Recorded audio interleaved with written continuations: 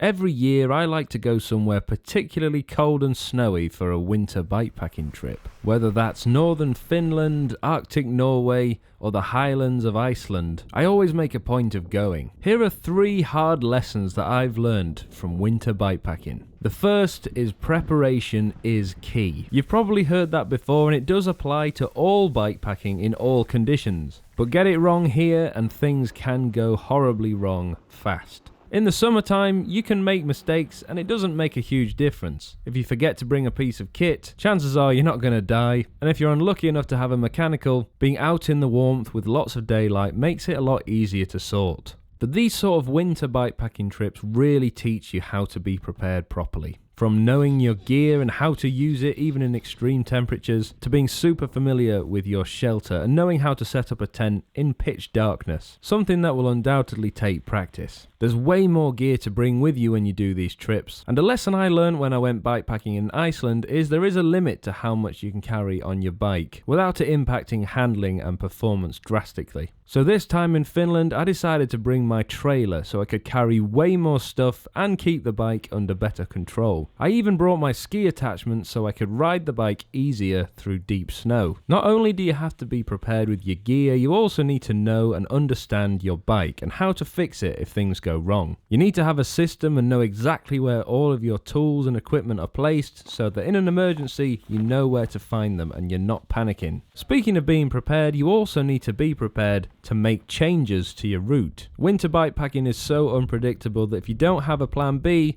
things can go wrong. There's no shame in having an alternate plan and staying in accommodation if you think that's the best thing to do. And the second thing I've learned from winter bikepacking is how to be resilient, both mentally and physically. When you're riding in really cold conditions, it can be a real mental battle more than anything to keep going. And the additional concentration required just to keep the bike upright can become very taxing. It's also very physically challenging. Everything takes so much longer than it does normally. You're so much slower when you're cycling through snow, and because of all the extra weight of all the winter gear, it can be really heavy. And those two things combined make the whole experience very tough. Even things like going for a wee in these sort of trips can take a long time. The amount of layers you have to get off just to access that area can take a lot of time. You also spend much more time in darkness than you do in the summertime, which can in itself be quite taxing mentally and can give you the impression that you've done a full day's worth of cycling even if you haven't. And the third and final lesson is that it teaches you about the importance of everyday things that we all take for granted. It removes all the noise of our day-to-day lives and makes you focus on the here and now and the basics that we all need.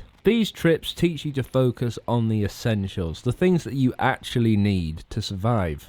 There's no room to think about other things and it really focuses your mind. It's basically the ultimate form of meditation. We're all so lucky and have so much going for us in our lives. It's easy to take it for granted, but when you're out here in the wilderness where it literally could be a life or death situation, it really forces your mind to focus on the essentials. What sort of time is it? How far have I gone? How much further have I got to go? Have I got the energy left in my legs to be able to do it? It's simple stuff like that, and the basic human needs: warmth, shelter, food and drink, sustenance. All these things become vital and of significant importance when you're out in these temperatures. And even things like natural light. Because it's dark so much of the time here, when the sun actually does come up, you really take the time to admire it. And it's these little things that really make the trip enjoyable. And also, being inside feels like a luxury. When you spend most of the day in freezing conditions outside and in the dark, just coming into somewhere like a supermarket or having a fire going in a hut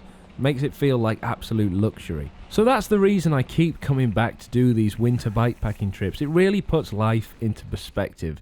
It can be hard, but on the whole, it's a really enjoyable experience. I feel truly lucky for my family, shelter, food and drink, all those little things that we all take for granted. And all because I put myself in a situation where things can get tough and uncomfortable. So if you've never been on a winter bikepacking trip like this, I'd encourage you to do it, even if it's just for one night.